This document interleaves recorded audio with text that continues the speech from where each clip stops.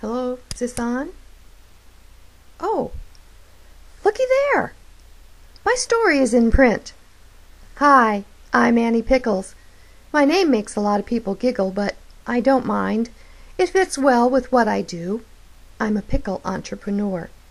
I can pickles and I sell them to local businesses and restaurants.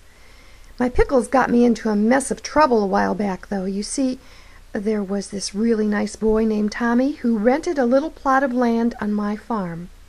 I thought he said he was growing marjoram and corn. So when I thought a little marjoram would spice up my pickles, I picked some of his, and I used it in the brine.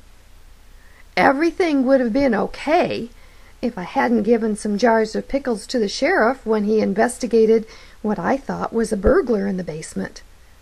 You see, the sheriff knew the little herb in the pickle brine wasn't marjoram. It was marijuana. I had no idea. When Tommy talked about his Mary Jane, I thought he meant he had a girlfriend. And when I told him about my Mary Jane, my niece, he thought, well, let's just say we had a mix-up in communication. Thankfully, the Lord was looking out for me, and just before all my trouble started, I met Arnie on a holiday cruise on the Queen Mary II.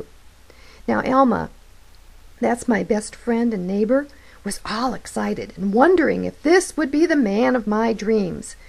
Well, she should know that my husband, Russell, was the only man of my dreams, but of course he's been with Jesus quite a while now. Arnie, being a lawyer, was certainly ready to help me out of my pickle, and I was grateful. I could tell you how this all ended, but then you wouldn't have the fun of reading the story. All I can say is, I don't use marjoram or marijuana in my pickles anymore.